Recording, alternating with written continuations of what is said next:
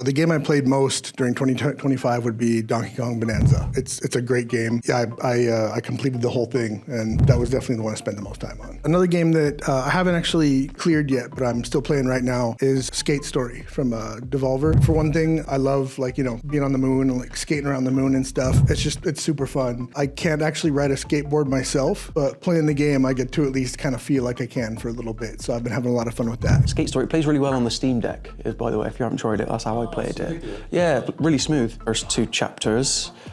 Yeah. Shit, I just realized I forgot to bring my Steam Deck. He was gonna bring Yeah, 忘れちゃった。 No, you're okay. You have to get Gabe Newell on the phone. Send one over. Emergency.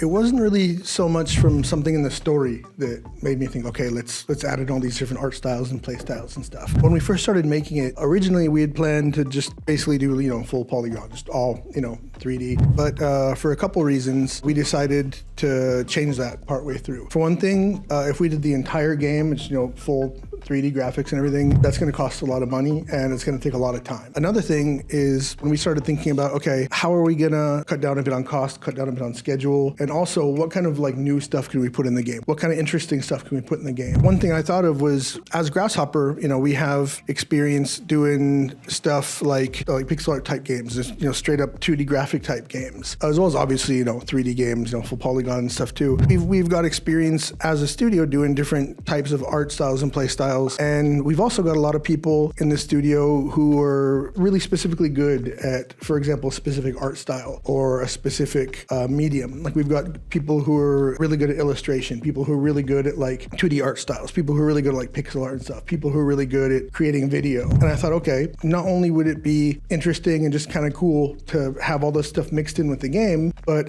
story-wise, it also kind of fixed it. As we started going along with the story and everything, story-wise, I figured that would kind of fit with the different themes and storylines we've got going on also. And also it would sort of give a lot more of the members of the studio kind of their chance to shine, to show off what they can do and have their work recognized also. And this is about 2 years ago or so when we decided, okay, let's make some changes. And yeah, we decided to go with that sort of multimedia, just all kinds of stuff all tossed in, mixed together type style. And so we redid, the pipeline and production line and had, people switch over to do other things and got everybody all in their right positions, and that's how the Romeo that we have now kind of came about.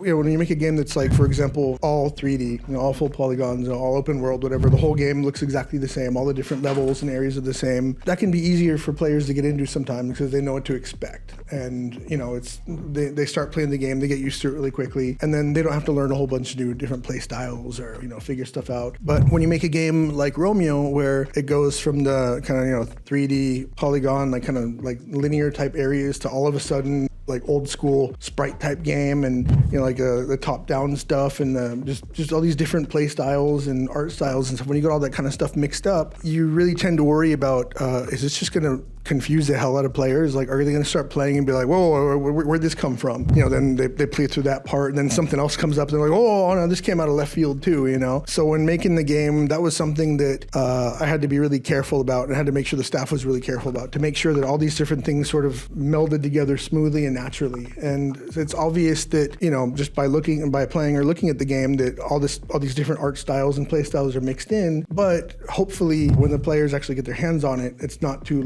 jolting and it doesn't kind of pull them out of the experience when things change. I mean, it was a lot of fun mixing all these art styles together and figuring out how to get that to work and everything. Personally, I had a lot of fun putting the game together and deciding on the different art styles and play styles and different elements we'd put in the game. But I think there were a lot of people on the staff who were like, oh man, seriously, we gotta work with this now. We gotta figure out some way to put this in. So as far as what perks are there for making a game like that, again, personally, I had fun designing it and putting it together and stuff. But again, that was probably mostly just me personally.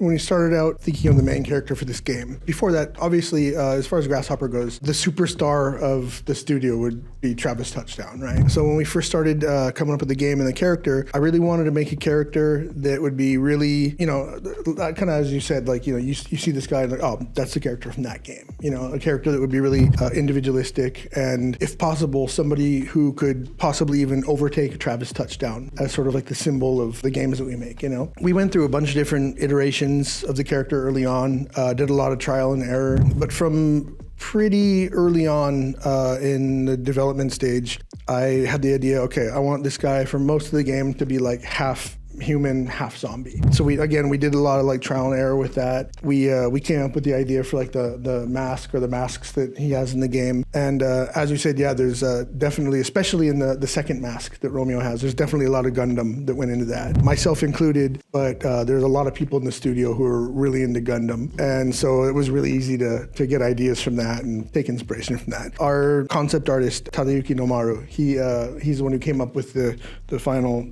design for Romeo, and like the helmet, and decided, okay, we're gonna have like half of it on his face and half of it like on top, and the way that things kind of spin around. And yeah, he's the guy who's most responsible for how he turned out in the end. Yeah, again, the main thing was we want a character who could really stand out and really kind of become like a symbol of what we do. Again, when we first started coming up for ideas for the game, pretty early on we decided we wanted to have some sort of like crafting element in the game. And I can't remember who exactly it was, but somebody came up with the idea of, hey, how about like crafting using zombies? And everyone was like, oh yeah, that sounds cool, let's do that, And then once we came up with that idea, we had to figure out, okay, so how are we gonna like incorporate zombies into like crafting? And so somebody came up with like the harvesting idea, and then we came up with like the fusion ideas and stuff. Then we had to figure out, okay, what exactly are they gonna do? Like what kind of like attacks are they gonna have? What kind of skills are they gonna have? Or what kind of effects are they gonna produce? And I believe right now there are about 30 or so in the game. We came up with over 100, I believe it was, different possibilities. We had like whole meetings just about, okay, let's like figure out what kind of skills to give them, what kind of like effects to add to them and stuff like that. I'm trying to remember exactly what some of these things were that ended up not being in the game and why, and what some of the craziest ideas were. Without having Ren Yamazaki here with me, it's kind of hard to remember some of this stuff. But yeah, there were so many ideas that honestly, I'm trying really hard to remember. I will say thanks for making the zombies like rechargeable, because when I first played the demo back at Gamescom, I was like, oh, I better like use these at opportune times, but the fact that they just recharge, I'm like, oh yes, thank God. Yeah, that's one of the good points of the Bastards is, as you mentioned, like the cooldown time, so you don't have to worry about just using it once and not being able to use it again, But the Bastards, they're one of the highlights of the game. Again, there's lots of different types, there's lots of different like combinations you can use. Again, about the cooldown thing, having the Bastards, sometimes a particular Bastard, or having any Bastards at all available for certain battles and certain scenarios can really make you have to like rethink your strategy, and it can really affect battles. On top of that, which Bastards you have and how you use them, how you mix and match them can also make a big difference in the play experience too. So I really hope that everyone who plays the game tries to harvest and create and use as many Bastards they can, if not all of them. Just really get into the bastardness and enjoy them Bastards. That's a good question. Yeah, if it was not about like remastering a game, but like remaking it, then there's a couple I could think of, but two in particular stand out for me. One would be, as you mentioned, the first No More Heroes. The second one would be Flower, Sun, and Rain. It's not very easily playable these days because of, it's on older hardware and everything. But in both of those games, particularly No More Heroes 1, I feel that if we were able to remake it nowadays with like current technology and, our own current know-how, I do feel there's so much more we could do with the game. Like, it wasn't like full-on open world back in the day. It also wasn't like fully on rails either, but having Travis run around through the city of Santa Destroy and doing all these missions and stuff, there's so much more that we could add to it. We could make the city look a lot cooler. We could add more missions. We could have more stuff for him to do in general. It's something that both development-wise and play-wise, it's something that I would like to try myself. So if I had to pick one game in particular that I'd like to remake nowadays, that would probably be it. It'd be No More Heroes 1.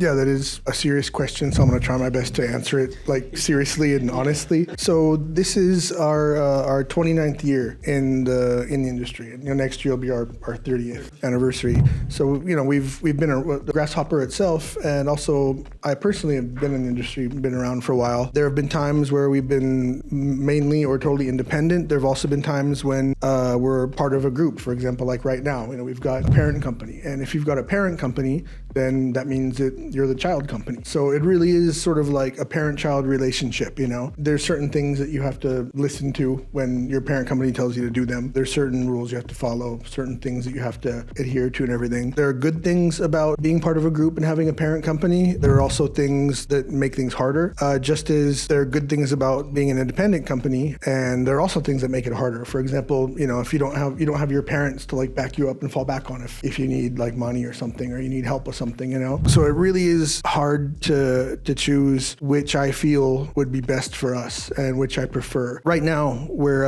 obviously we're here on this promotional tour for Romeo. We've been spending the past couple years working really hard to make the game, to get it as properly done as possible, and we're doing as much as we can to promote it now as well. Basically, once the game is finally out and we've promoted it, people have played it, we see how much it sells, we see how well people like it. I plan to really sit down and take some time to think about what would be best for us to continue to do self-publishing and do things independently, or remain as part of like a bigger organization and have like that parent-child relationship and have certain rules, certain obligations, but at the same time have that sort of safety net, or be able to do whatever we want, but at the same time, not have that safety net. So that's definitely something I'm gonna have to take a lot of time to think over. It's probably gonna take a while to get a proper answer for that.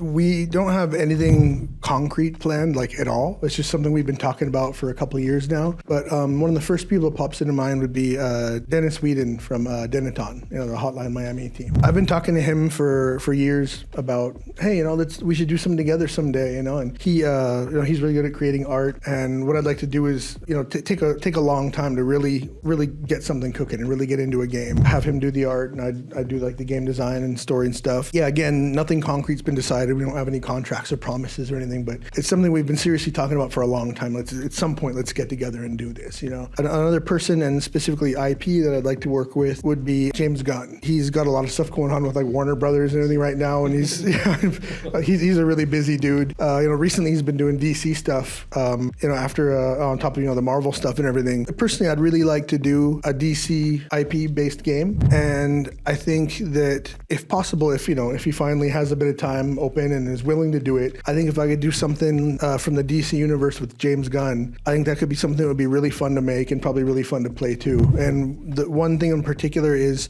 there's a DC comic called Hitman that I think if the two of us teamed up on that, I think we could make something really awesome. But again, it's not like we don't have anything planned. I don't know if that could ever actually come to fruition, but that's definitely something that I think would be awesome to try out.